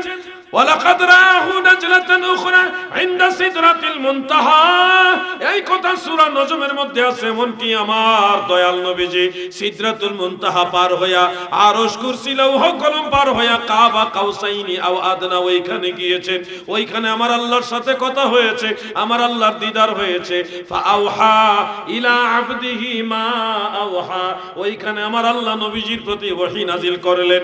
এই যে ওহী নাজিল বা পাঁচ ওয়াক্ত নামাজ সহ বিশেষ বিশেষ যে কথাগুলি আমার আল্লাহ বললেন, কাবা কাউসাইনি আও আদনা বা লা মাকানে, ওই জায়গাটাও আমার আল্লাহ নবীজিকে নবীজির প্রতি মিন করেছেন। ফাআওহা ইলা আবদিহি, আবদিহি শব্দ দ্বারা মিন করেছেন। অতএব প্রমাণ হয়ে গেল আসরা বিআবদিহি দ্বারা যেমনি ভাবে নবীজির ইসলাম মুবারক সশরীরে বুঝাইছে, আওহা ইলা আবদিহি দ্বারা তেমনি ভাবে আমার নবীজির ঊর্ধ্বগমন মেরাজ কাবা কাউসাইনি আও আদনা পর্যন্ত সশরীরে প্রমাণ হয়েছে। আর একটু জোরে বলেন না সুবহানাল্লাহ। আমার ভাই বন্ধুরা আমার, আমাদের আকীদা হলো নবীজির মেরাজ সশরীরে, এটা ক্লিয়ার হয়ে গেল। নবীজি মেরাজে আমার আল্লাহকে দেখেছেন। প্রিয় ভাই আমার, হযরত আব্দুল্লাহ ইবনে আব্বাস রাদিয়াল্লাহু তাআলা আনহুমা তিনি বর্ণনা করেছেন, তাবারানীর মুআজামুল আওসাতের মধ্যে উল্লেখ সহিহ সনদে রয়েছে। হযরত ইবনে আব্বাস বলেন আমার নবীজি আমার আল্লাহকে মেরাজের রাতে দুইবার দেখেছেন। একবার চর্মচক্ষু মোবারক দ্বারা দেখেছেন, আর একবার অন্তরচক্ষু মোবারক দ্বারা দেখেছেন। দুই ভাবে দেখেছেন। সুবহানাল্লাহ। প্রিয় ভাই আমার, এখানে আরেকটা বিষয়, আমাদের অনেক ভাই বন্ধু আছে, পাড়া প্রতিবেশী আছে, যাদের সাথে একসাথে চলাফেরা করতে হয়, লেখাপড়া করেছেন, একসাথে কর্মক্ষেত্রে আছেন, সমাজের বন্ধু বান্ধব প্রতিবেশী, তিনাদের অনেকেই বলে আল্লাহর নবী মেরাজে গিয়েছেন কিন্তু আল্লাহকে দেখেন নাই, শুধু আল্লাহর সাথে কথা বলেছেন। তারা এই কথা প্রমাণ করার জন্য দলিল দেন। কি দলিল দেন? বুখারী শরীফের মধ্যে উল্লেখ, আম্মা জান আয়েশা সিদ্দিকা রাদিয়াল্লাহু তাআলা আনহা বলেছেন, কেউ যদি দাবি করে নবীজি আল্লাহকে দেখেছে, সেই জন্য মিথ্যা দাবি করলো। তাহলে বিষয়টা নেগেটিভ হয়ে গেল না? কেউ যদি বলে নবীজি আল্লাহকে দেখেছে, সেজন্য মিথ্যা দাবি করলো, কথাটা তো একটু সেনসিটিভ হয়ে গেল। এই হাদিসের উপর ডিপেন্ড করে কিন্তু যারা বলে নবীজি আল্লাহকে দেখে নাই, তারা এই হাদিসের উপর ডিপেন্ড করে বলে। আবার কোরআন শরীফের মধ্যে উল্লেখ, মুসা আলাইহিস সালাম আল্লাহকে দেখতে চাইলেন, রাব্বি আরিনি, হে আমার রব আমাকে দেখা দাও। আল্লাহ তাআলা উত্তরে বললেন, লান তারানি, তুমি আমাকে কখনোই দেখতে পারবে না। এমনকি দুনিয়াতে হযরত মুসা আলাইহিস সালামের সাথে আল্লাহ তাআলা দেখা দেনও নাই। তুর পাহাড়ের মধ্যে আল্লাহ নূর নাজিল করেছেন, নূর দেখে তিনি অজ্ঞান হয়ে গেছে। আরেক আয়াতের মধ্যে আমার আল্লাহ বলেন, লা তুদরিকুহুল আবসার, কোন চোখ আল্লাহকে দেখতে পারে না। ওয়া হুয়া ইউদরিকুল আবসার, আমার আল্লাহ সব চোখের গতিবিধি দেখে, কিন্তু কোন চোখের ক্ষমতা নাই আল্লাহকে দেখার। কোরআনের আয়াত থেকে বোঝা যায় কোন চোখের ক্ষমতা নাই আল্লাহকে দেখার। যারা বলেন নবীজি আল্লাহকে দেখেন নাই, তাদের দলিল কিন্তু এই দলিলগুলো, এই আয়াতগুলো। আমি কোনো দলিল গোপন করি না। কেন গোপন করি না? সুন্নিয়ত কোনো গোপন জিনিসের নাম না। সুন্নিয়ত কত সুন্দর দেখেন, আমি আরেকটু বললে আপনারা বুঝতে পারবেন। তাহলে কোরআন এবং সহিহ বুখারীর হাদিস থেকে বুঝলাম যে কোন চোখ আল্লাহকে দেখতে পারে না। মুসা নবী আল্লাহকে দেখতে পারে নাই।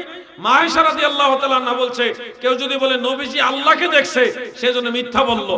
তাহলে বোঝা গেল নবীজি আল্লাহকে দেখে নাই, বা কোনো মানুষই আল্লাহকে দেখতে পারে না। এটা হলো এক সাইডের দলিল, এক পক্ষের দলিল। এবার আমরা যারা বলি নবীজি আল্লাহকে দেখেছেন, আমাদের দলিল জানা দরকার আছে কিনা বলেন?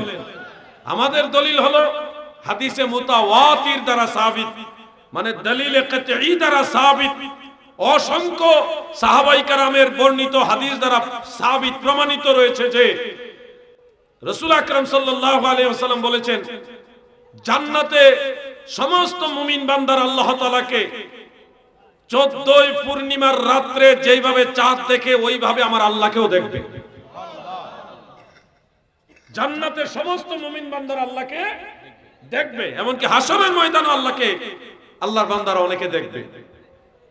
এটা মুতাওয়াতির, মানে অকাট্য দলিল দ্বারা প্রমাণিত, যেটার উপরে কলম ধরার কোনো সুযোগ নাই। অকাট্য দলিল দ্বারা এটা প্রমাণিত। কথাগুলি খুব খেয়াল করে শুনবেন। মুসনাদ আহমদে, এমনকি ইমাম দারাকুতনি রাহমাতুল্লাহ আলাইহির লেখা রুইয়াতুল্লাহ একটা কিতাব আছে, এটা আমার কাছে আছে। সেই কিতাবের মধ্যে একদল সাহাবী থেকে, একদল সাহাবী, মানে দুইজন তিনজন না, একদল সাহাবী থেকে এই রিওয়ায়াতগুলি বর্ণিত রয়েছে। উল্লেখযোগ্য হলো হযরত ইবনে আব্বাস, হযরত আনাস ইবনে মালিক, হযরত মুআজ ইবনে জাবাল, হযরত আব্দুর রহমান ইবনে আইশ, এইরকম একদল, হযরত জাবের, অন্য মানে উম্মে সালামা, একদল সাহাবী, তিনারা সবাই বর্ণনা করেছেন। একটা বর্ণনা আমি আপনাদের পড়ে শোনাচ্ছি। আনী রাদিয়াল্লাহু তাআলা আনহুমা ক্বালা ক্বালা রাসূলুল্লাহ সাল্লাল্লাহু আলাইহি ওয়াসাল্লাম রাআইতু রাব্বি আযজা ওয়া জাল্লা। হযরত ইবনে আব্বাস থেকে বর্ণিত, তিনি বলেন, আল্লাহর নবী বলেন, উম্মতেরা গো,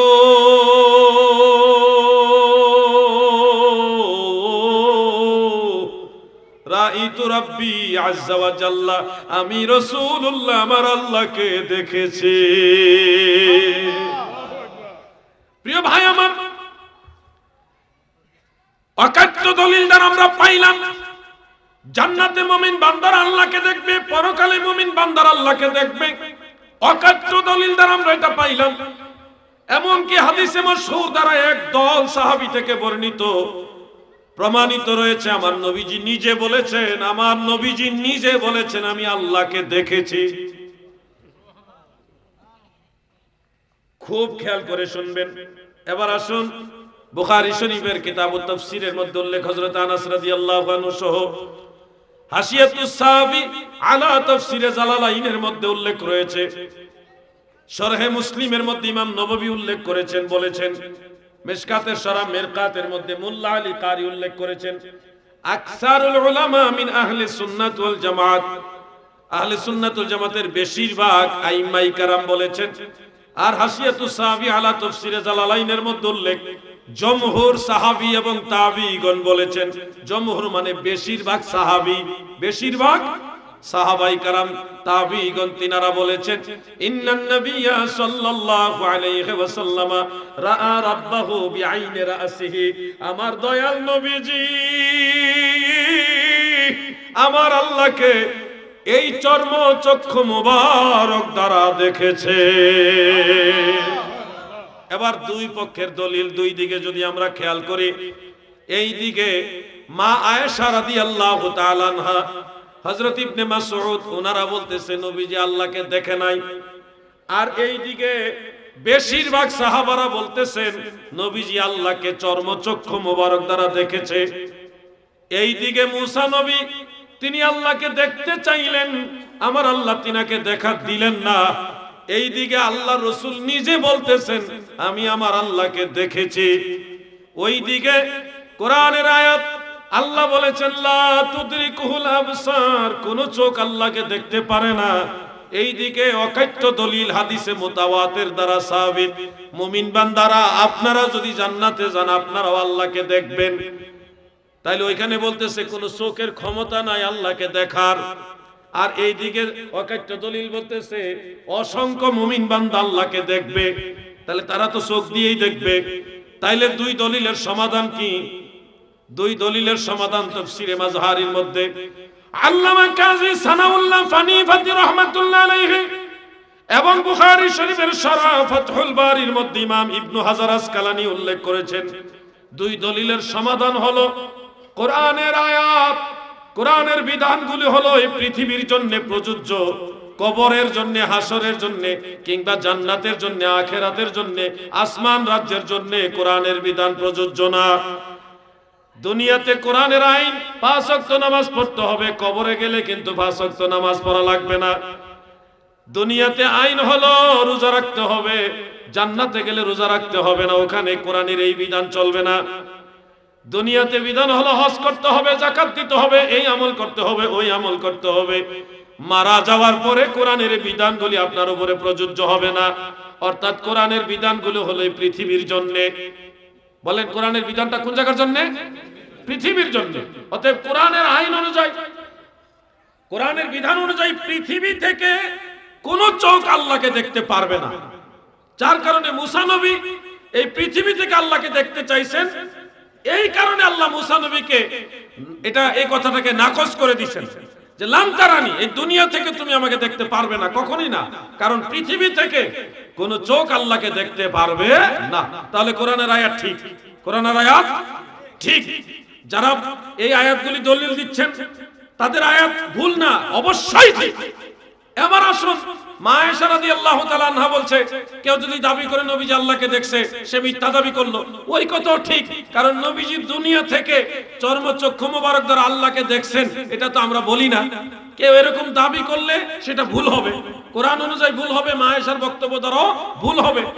আর জমহুর সাহাবায়ে কেরাম, বেশিরভাগ সাহাবায়ে কেরাম বলেছেন নবীজি মেরাজে যাইয়া আল্লাহ তাআলাকে চর্মচক্ষু মোবারক দ্বারা দেখেছেন। মা আয়েশা বলছে দুনিয়া থেকে কেউ যদি আল্লাহকে দেখছে দাবি করে চর্মচক্ষু দ্বারা, সে এটা ভুল। আর অন্যান্য সাহাবারা বলছে নবীজি মেরাজে যায় চর্মচক্ষু মোবারক দ্বারা আল্লাহ তাআলাকে দেখেছেন। তাহলে ওইটাও ঠিক, কারণ দুনিয়া, মা আয়েশার কথাটা পৃথিবীর ক্ষেত্রে সঠিক, আর জমহুর সাহাবায়ে কেরামের কথা মেরাজের ব্যাপারে সঠিক। দুইটাই স্ব স্থানে সঠিক, কোনোটাই ভুল না। আমার কথাটা কি বুঝতে পারছেন? যে কোন সাহাবীকে অসম্মান করা যাবে, ওটা বোঝার জন্য আপনাকে চেষ্টা করতে হবে কেন উনি এটা বললেন। মা আয়েশার কথাও ঠিক, অন্যান্য সাহাবীদের কথাও ঠিক। মুসা নবী আল্লাহকে দেখতে পারে না, এটাও ঠিক। নবীজি আল্লাহকে দেখেছেন, ওইটাও ঠিক। এটা স্থান কাল পাত্র আছে, অবস্থা ভেদ আছে, প্রেক্ষাপট আছে আলাদা আলাদা। এই জন্য সুন্নি জামাত কত সুন্দর দেখেন। আপনি তো সুন্নি না হয়ে অন্য দল হইলে বলবেন নবীজি আল্লাহকে দেখে নাই, তাইলে বোঝা যাবে ওই এক দল সাহাবী মিথ্যা কথা বলছে। আপনি কিছু সাহাবী মানবেন আর কিছু সাহাবীকে মিথ্যাবাদী বানাই দিবেন, নাউজুবিল্লাহ। আর আমরা সুন্নি হলে দেখবো না সব সাহাবী ঠিক, সব সাহাবায়ে কেরাম স্ব স্থানে ঠিক। ওইটা বোঝার মতো জ্ঞান আমাদের লাগবে। আমার এই কথাগুলি কি বুঝতে আপনাদের কষ্ট হয়েছে? আপনারা বলুন জান্নাত কি দুনিয়াতে না আসমানের উপরে? হয়তো অনেকে জানেন না, জান্নাতের অবস্থান হলো 7ম আসমানের উপরে। জান্নাত কোথায়? 7ম আসমানের উপরে, আরশে আজিমের ডান পাশে হলো জান্নাত। সুবহানাল্লাহ বলেন। আর জাহান্নামের অবস্থান হলো পৃথিবীর একেবারে নিচের দিকে। এটা মনে রাখবেন আপনারা। যেহেতু জান্নাত 7ম আসমানের উপরে, 7ম আসমানের উপরে, সেহেতু জান্নাতে মুমিন বান্দারা আল্লাহকে দেখবে, ওইটা কোরআনের সাথে বিপরীত হবে না, কারণ কোরআনের বিধানটা হলো পৃথিবীর জন্য। আর মুমিন বান্দারা জান্নাতে আল্লাহকে দেখবে, এটা আসমানের উপরে। ওইখানের জন্য কোরআনের লা তুদরিকুহুল আবসার এই আয়াত প্রযোজ্য না। বিষয়টা বুঝতে হবে। আমার নবীজি মেরাজে যাইয়া সিদরাতুল মুনতাহার কাছে আমার আল্লাহকে একবার দেখেছেন, আরেকবার কাবা কাউসাইনি আও আদনা ওইখানে দেখেছেন। কাবা কাউসাইনি আও আদনা এটা কোন জায়গায় অবস্থিত? এই সম্পর্কে বুখারী শরীফের কিতাবুত তাফসীরের মধ্যে উল্লেখ রয়েছে। হযরত আনাস ইবনে মালিক রাদিয়াল্লাহু তাআলা আনহু তিনি বলেন, আমার নবীজিকে আমার আল্লাহ সিদরাতুল মুনতাহার পরে এত উপরে এত উপরে এত উপরে নিয়েছে গো, বিমা লা ইয়ালামুহু ইল্লাল্লাহ। ওই জায়গা ওই উপর সম্পর্কে আমার আল্লাহ ছাড়া আর কেউ জানে না।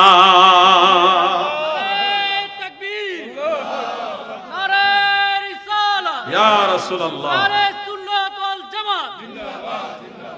আমল করো নামাজ রোজা কায়েম করো সুন্নিয়াত, আমল করো নামাজ রোজা কায়েম করো সুন্নিয়াত। জিন্দাবাদ জিন্দাবাদ নবীর শানা, জিন্দাবাদ জিন্দাবাদ জিন্দাবাদ নবীর শানা।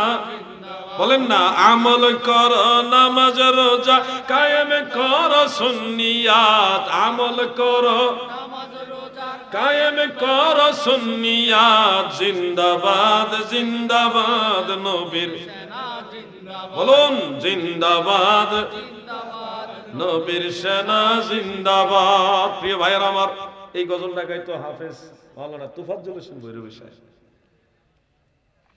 ভৈরবী সাহেবের কথা মনে আসেনি? আমরা তো ভুললেই যা, খালি ভুললেই যা, ভুলেন না। ওনারা অনেক কষ্ট করে সুন্নিয়ত মানুষকে বুঝাই গেছে। আল্লামা শহীদ নুরুল ইসলাম ফারুকী রহমাতুল্লাহ আলাইহির কথা মনে আসেনি? ওনাদের মনে রাখবেন, ওনাদের জন্য দোয়া করবেন। আমরাও যেদিন দুনিয়াতে থাকবো না, আমাদের জন্য দোয়া করবেন। আমাদের ভুলে যায়েন না, আমাদের জন্য দোয়া করবেন। আমরা চেষ্টা করছি, চেষ্টা করেছি, করছি, সুন্নিয়তের খেদমতে আঞ্জাম দেওয়ার চেষ্টা করেছি, করছি। ভুল ত্রুটি থাকতে পারে, কিন্তু চেষ্টা করছি। আপনারা ভুলে যাবেন না আমাদেরকে, আমাদের জন্য দোয়া করবেন। একদিন আমরা হারিয়ে যাব, আপনারাও চলে যাবেন। পরবর্তী প্রজন্ম আমাদেরকে যেন মনে রাখেন, আমাদের জন্য দোয়া করেন। এই জন্য আমাদের একটা দাবি আপনাদের প্রতি থাকবেই। দোয়া করবেন না আমাদের জন্য? বলেন না, দোয়া করবেন। আল্লামা প্রিন্সিপাল এম এ জলিল রহমাতুল্লাহ আলাইহি, তেনাকে বলতে পারি না, বাংলাদেশের অদ্বিতীয় একজন সুন্নি আলেম। খাজা বাকিবিল্লাহ জালালি সাহেব, তবে জলিল সাহেব হুজুরের বিষয়টা ভিন্ন। উনি অদ্বিতীয় সুন্নি আলেম ছিলেন। যেমনি ইংলিশ বলতেন, তেমনি আরবি বলতেন, তেমনি উর্দু বলতেন, তেমনি ফার্সি বলতেন, আর বাংলা তো বাণীবাদ। এমন একজন আলেম বাংলাদেশে দ্বিতীয় আর হয়নি। এখন আমার জানা মতে সারা বাংলাদেশে না, গোটা ভারত উপমহাদেশের মধ্যে এমন একজন আলেম আমার জানা মতে বাংলাদেশে আছে, যিনি সত্যিকার একজন আল্লাহর ওলি। আপনারা ওলি আল্লাহ খুঁজেন, ওলি আল্লাহ জানে কিরকম হয়। আমার এই ক্ষুদ্র জ্ঞান, আমি যেটা বুঝেছি, সত্যিকার আল্লাহর ওলি যদি দেখতে হয়, আপনার আল্লামা মুফতি আবু নাসের জেহাদি সাহেবের চেহারার দিকে তাকাবেন। ইলমে, আমলে, তাকওয়া, পরহেজগারিতায়, হুব্বে রাসূলে, আউলিয়া কেরামের অনুসরণে সর্ববিষয়ে আল্লাহ তাআলা ওনাকে এত সুন্দর মাকাম দান করেছে, যেটা অতুলনীয়। ওনার সাথে যদি আপনারা না বসেন, ওনার সোহবতে না যান, তাহলে আপনারা বুঝবেন না। আমরা সত্যিকারের ওলি আল্লাহ পাইলেও চিনি না, কারণ আমরা আমল আখলাক থেকে অনেক দূরে সরে আছি। এই জন্যই তুফাজ্জল হোসেন ভৈরবী সাহেবের এই গজলটা মনে হইল। আমল করো নামাজ রোজা কায়েম করো সুন্নিয়াত, আমল করো নামাজ রোজা কায়েম করো সুন্নিয়াত। জিন্দাবাদ জিন্দাবাদ নবীর সেনা, জিন্দাবাদ জিন্দাবাদ জিন্দাবাদ নবীর সেনা জিন্দাবাদ। প্রিয় ভাইরা আমার, আহলে সুন্নাত ওয়াল জামাত এমন একটা সুন্দর দলের নাম, যেখানে এক সাহাবী মানবো আর এক সাহাবীকে অসম্মান করবে, এটা হয় না। সমস্ত সাহাবীদেরকে মাথার তাজ হিসেবে মানতে হয়। সংক্ষেপে হলো একটা ইশারা দিচ্ছি, আমরা সুন্নি জামাতের লোকেরা আহলে বাইত রাসূলকে সর্বোচ্চ তাজিম করি নবীর বংশধর হিসেবে। অবশ্যই সব সময় আহলে বাইত রাসূলকে বেশি মহব্বত করবেন, খোলাফায়ে রাশিদিনকে বেশি মহব্বত করবেন, আহলে বাইত রাসূলকে বেশি মহব্বত করবেন। কিন্তু কখনোই যেন আহলে বাইতে রাসূল ছাড়া অন্য একজন আদনা দরজার সাহাবীকেও অসম্মানের নজরে দেখবেন না। সমস্ত সাহাবার আল্লাহর হাবিবের সোহবতের কারণে, নবীজির মহব্বতের কারণে তারা আমাদের সবার চেয়ে বেশি দামি। সুবহানাল্লাহ বলেন। আহলে সুন্নাত ওয়াল জামাত মাওলায়ে কায়নাত শেরে খোদা হযরত আলীউল মুরতুজা কাররামাল্লাহু ওয়াজহাহু, তিনাকে অনেক বেশি সম্মান করে।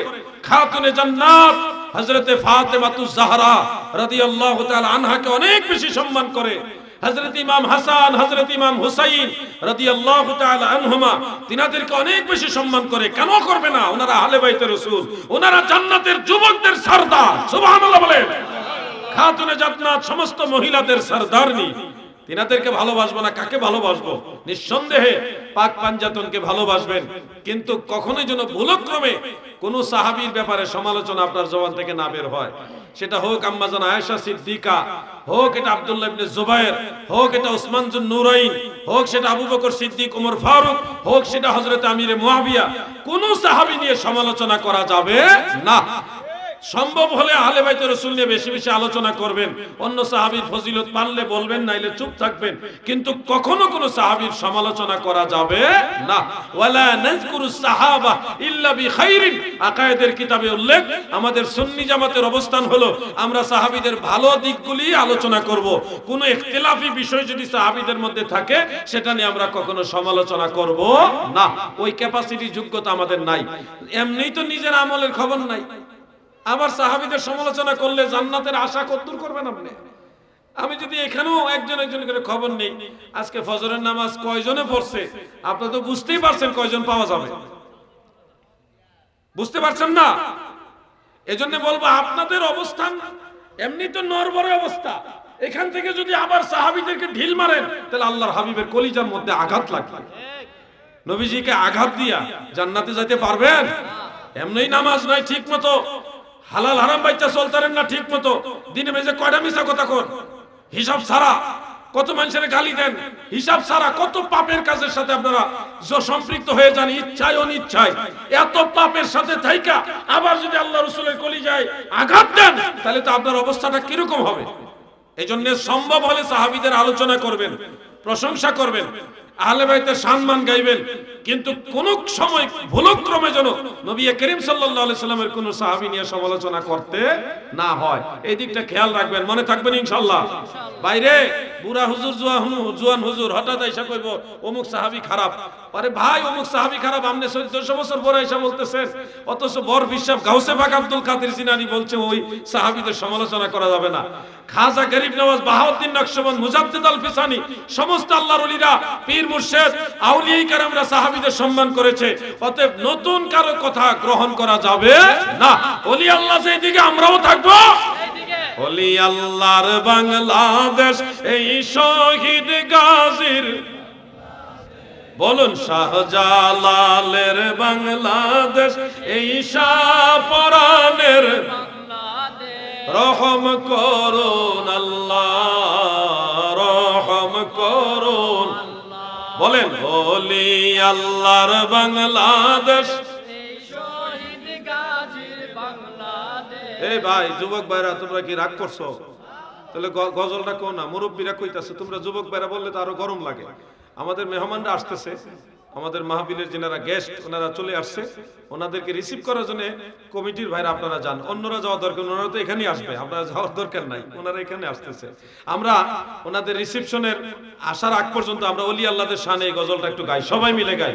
বলুন ওলি আল্লাহর বাংলাদেশ এই শহীদ গাজীর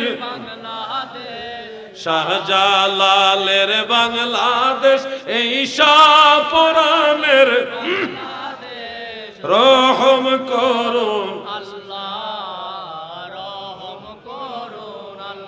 তাদের পথে তাদের মতে, কবুল করুন আল্লাহ, কবুল করুন আল্লাহ। একজন তাকবীর দেন। নারে তাকবীর, নারে রিসালাত, প্রধান অতিথির আগমন, প্রধান অতিথির আগমন। মাওলানা মুহাম্মদ সাল্লাল্লাহু আলাইহি ওয়া আলিহি ওয়াসাল্লাম। রাত্র প্রায় 12:15 কাছাকাছি হয়ে গেছে। আমরাও 12টার মধ্যে মোনাজাত কমপ্লিট করার একটা ইচ্ছা আছে বিধায় দীর্ঘ সময় আমি আপনাদের সামনে আলোচনা পেশ করেছি এবং চেষ্টা করেছি আপনাদেরকে দিন সম্পর্কে, ঈমান, আমল, আখলাক, মানুষের চলার, একজন মুসলমান হিসেবে কি কি বিশ্বাস করার, কি কি আমল করার, এটা বোঝানোর চেষ্টা করেছি। আপনারা কি কিছু হইলেও আমি গুনাহগারের পক্ষ থেকে উপকৃত হইছেন? ধর্মের ব্যাপারে কিছু হইলেও কি উপকৃত হইছেন? এইভাবেই আপনারা দিন জানবেন, মানবেন। শুধু শুনলেই হবে না, এটা আমল করতে হবে এবং ওইভাবে আপনাদের চলতে হবে, আখিরাতের দিকে যাত্রা করতে হবে। আমরা একদিন এই পৃথিবী ছেড়ে চলে যাব। আমাদের আগে যারা এসছে তারাও চলে গেছে, আমরাও চলে যাব। এইভাবে ধাপে ধাপে আল্লাহ মানুষ পাঠাচ্ছে। সবাই আসছে, সময় পার হলে সবাই চলে যাচ্ছে। মনে রাখবেন, আমরা এমনি এমনি আসিনি, আমাদেরকে পাঠানো হয়েছে। এই পাঠানো, আসা এবং যাওয়ার মাঝখানে কিছু আমাদের কর্ম আছে, যে কর্মগুলো ভালো হলে আখিরাত আমাদের ভালো হবে।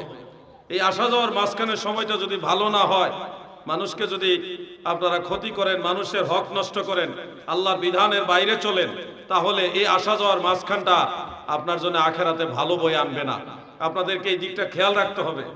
আপনি হয়তো আজকে ভাবতেছেন এইটুকু জমি আপনি জোর করে দখল করে রাখলেন, বা এই একটা লোকের কিছু টাকা আপনি জোর করে হরণ করে নিলেন, কিন্তু আপনি জানেন না এই যে আপনার ক্ষমতার কারণে একটু জমি দখল, কারো টাকা নষ্ট, নিজে আত্মসাৎ করে নিলেন, এটা আপনার আখিরাতে অনেক বড় ক্ষতি বয়ে আনবে। আপনি হয়তো ভাবতেছেন যে আমি আজকে এই পাপটা করলাম, এটা পাপ মনে করে করেন নাই, জোর করে আপনি নিজের ক্ষমতা থেকে করে নিয়েছেন, কিন্তু হাসরের ময়দানে এটা আপনার জন্য অনেক বড় বিপদ বয়ে আনবে। একটা উদাহরণ দিচ্ছি, আমরা অনেক ক্ষেত্রে ভাই বোন, এক বাবার সন্তান, সহোদর ভাই এবং সহোদর বোনের মাঝখানে আমাদের সমাজে এরকম হয় যে ভাই হয়ে বোনের জমিন ঠিক মতো বুঝাইয়া দেন না, বিভিন্ন কায়দা কানুন করে বোনের জমিন আপনি দখল করে নেন অল্প কিছু টাকা দিয়া, বা বিভিন্ন কায়দা করে। আপনারা কি জানেন আপনার বোন, আপনার বাবার সম্পত্তি আপনি যেমন পাওনাদার, আপনার বোনও যথাযথভাবে ওইভাবে পাওনাদার। আপনার বোনের সম্পত্তি আপনি যদি ঠিক মতো বুঝায় না দেন, তাহলে হাসরের ময়দানে আপনার জীবনে যত নেক আমল করেছেন, ওই নেক আমলগুলি আপনার বোনকে দেওয়া হবে। আপনার বোন জান্নাতে যাবে, আপনি জাহান্নামে যাবেন। এমনকি জাহান্নামে যাবেন তো যাবেনই, যেই জমিটা আপনি দখল করেছেন, আপনার বোনের জমিটা দেন নাই, এই জমিটা না দেওয়ার কারণে আল্লাহ তাআলা বুখারী শরীফের মধ্যে উল্লেখ, এই জমিন থেকে, পৃথিবীর জমিন থেকে সপ্তম আসমান পর্যন্ত এই জমিনটাকে যেটা দখল করে রেখেছেন, এটা আল্লাহ উঁচা করবে। পৃথিবী থেকে সপ্তম আসমান পর্যন্ত উঁচা করে যেই পরিমাণ ওজন হওয়ার কথা, ওই পরিমাণ ওজনের আগুনের জিনজির আপনার গলায় পরায় দেবে। এটা আপনি বহনও করতে পারবেন না, সহ্য করতে পারবেন না। এই আযাব অনন্তকাল পর্যন্ত চলতে থাকবে। অতএব আপনি যদি মনে করেন আপনার বোনের জমিন আপনি দখল করে লাভবান হচ্ছেন, তাহলে ভুল মনে করছেন, আপনি ক্ষতিগ্রস্ত হচ্ছেন। কারো জমি দখল করবেন না, কারো কাছে পাওনাদার আপনার কাছে টাকা পায় এই অবস্থায় মরবেন না। আপনার কাছে যদি কেউ 5 টাকাও পায়, এই 5 টাকার কারণে আপনার সবকিছু বরবাদ হয়ে যাবে, সবকিছু বরবাদ হয়ে যাবে। দাদু, আমি একটা উদাহরণ দিই, হাদিসের ভাষাটা আমাদের আঞ্চলিক প্রচলিত একটা বিষয় উদাহরণ দিয়ে আপনাদের বলছি। ধরেন আপনার বাড়িতে একজন মেহমান আসলো, বাড়িতে মশা আছে, মেহমানের সেবা করার স্বার্থে আপনি দোকানদারে গিয়ে বলেন একটা মশার কয়েল দাও। আপনি মশার কয়েল আনলেন, দোকানদার বলল টাকাটা যে লেখা রাখুন পরে দিচ্ছি। মশার কয়েল এনে আপনার প্রয়োজন সারলেন। পরের দিন বিকালবেলায় মানুষের সামনে দোকানদার এত মানুষের সামনে ভয়ে বা লজ্জা পাইবেন, 5 টাকা কেমনে এত মানুষের সামনে চায়। আপনিও, দোকানদারও আপনাকে লজ্জা দিতে গিয়ে চায় নাই, আপনারও খেয়াল নাই। এই খেয়ালে বেখেয়ালে, চাওয়া না চাওয়ার মাঝে একটা সময় দেখা গেল ওই 5 টাকা না দিয়ে আপনি মরে গেছেন। 5 টাকা হতে পারে, 5 লাখ হতে পারে, 5 কোটি হতে পারে। আমি 5 টাকা দিয়ে উদাহরণ দিচ্ছি জাস্ট। এই 5 টাকার বাকি বা পাওনা রেখে আপনি যে মারা গেলেন, ময়দানে মাহশারে আল্লাহ তাআলা কি করবে জানেন? আপনার আমলনামা দেখে ওজন দিবে, মিজানের পাল্লায় ওজন দিবে। অনেক নেকি আছে, হজ করছেন, যাকাত দিচ্ছেন, 5 ওয়াক্ত নামাজ পড়ছেন, তাহাজ্জুদ নামাজ পড়ছেন, জিকির আজকার করছেন, কোরআন তেলাওয়াত করছেন, দান সদকা করছেন, সব কিছু মাপ দিয়ে দেখবে অনেক বেশি নেকি, গুনাহ কম, সওয়াব বেশি। তখন আল্লাহ তাআলা আপনাকে বলবেন যে তোমার জান্নাত, তুমি যাও। জান্নাতে যাবেন। এই যাওয়ার পথে ওই দোকানদার যে 5 টাকার কয়েল ওই আনছেন ওই 5 টাকা আপনার কাছে পাও না, সেই দোকানদার বলবে হাজী সাহেব কোথায় যাচ্ছেন, আমার চিনছেন আমি অমুক গ্রামের, আপনার গ্রামের অমুকের ছেলে অমুক অমুক দোকানদার। আল্লাহ তাআলা ওই হাজী সাহেবের মাথায় এটা স্মরণ করায় দিবেন। তখন বলবে হ্যাঁ আমি তোমাকে চিনি, আমি তো আল্লাহ পাকের দয়ায় আমি জান্নাতি হয়ে গেছি, আমি জান্নাতে যাচ্ছি, ফেরেশতাদের সাথে আপনি জান্নাতে যাচ্ছেন। সে বলবে জান্নাতে যান, অসুবিধা নাই। হাজী সাহেব দোকানদার, আমি দোকানদার, ওই যে 5 টাকার কয়েল নিছিলেন, টাকাটা তো আমি লজ্জা দিতে গিয়ে চাই নাই, আপনিও হয়তো খেয়াল করে দেন নাই, আমার ওই 5টা টাকা আমারে যদি দিতেন আজকের দিনে এটার উসিলায় আমি কিছুটা নাজাত পাইতে পারি, আমার 5টা টাকা দিয়ে যান। হাজী সাহেব তার টাকা পয়সা নিয়ে কবরে যায় না, আপনারা যাইবেন নি কবরে টাকা পয়সা নিয়ে? তখন সে বলবে আমি তো টাকা নিয়ে আসি না, তুমি টাকা চাইতেছো, আমি কি টাকা নিয়ে আসছি? তখন ওই লোক বলবে টাকা না আনলে 5 টাকার বিনিময়ে আমাকে দিয়ে যান কিছু। হাসরের বিচারটা এমন হবে, সে 5 টাকার বিনিময়ে যদি আপনার 16 আনা আমলে 16 আনা আমল চায়, আপনি দিতে বাধ্য থাকবেন। ধরেন বোঝানোর জন্য বলছি, ওই 5 টাকার বিনিময়ে সে আপনার কাছে আপনার 16 আনা আমলের 12 আনা আমল চাইল, মানে 75% আমল আপনার কাছে চেয়ে নিল, আপনি দিতে বাধ্য, কারণ আপনার কাছে টাকা নাই। ঋণ এমন এক মারাত্মক বিপদ হয়ে দাঁড়াবে আপনার, এই 5 টাকা বা 5 লাখ টাকা 5000 টাকা যাই হোক, এটার বিনিময়ে যা চাইবে সেটা আপনাকে দিতে হবে। দেওয়ার পরে আমল নামা সওয়াব তো কমে যাবে, সওয়াব আগের মতো থাকবে না, পুনরায় আপনার আমল নামা মাপ দিয়ে দেখবে এইবার গুনাহ বেশি সওয়াব কম। বলেন এবার ঠিকানা কোথায় হবে? জাহান্নাম। তাহলে আমার অনুরোধ কারো কাছে ঋণ রেখে যেন মরবেন না, তাহলে এই বিপদ আপনার কঠিন বিপদ হয়ে দাঁড়াবে। কারো হক নষ্ট করবেন না, বান্দার হক আল্লাহ মাফ করবে না। আমার এই কথাগুলি বুঝতে পারছেন আপনারা? আখিরাতকে স্মরণ রাখবেন, আখিরাতকে স্মরণ রাখবেন, আখিরাতকে স্মরণ রাখবেন। মনে রাখবেন এই দিন না আরো দিন আছে, এই দিনে টেনে নিবে সেই দিনের কাছে, সেই দিন সম্পর্কে আপনারা মনে রাখবেন। মনে রাখবেন বিজ্ঞানীরা বলতেছে সূর্য পৃথিবীর যেখানে সব সময় উঠে এখান থেকে ধীরে ধীরে সরে যাচ্ছে। বিজ্ঞানীরা দেখলো, যারা সৌর বিজ্ঞান নিয়ে এই সমস্ত বিজ্ঞান নিয়ে করে, তাদের কাছ থেকে নিউজটা আমরা পাইলাম। আল্লাহ রসুল 1450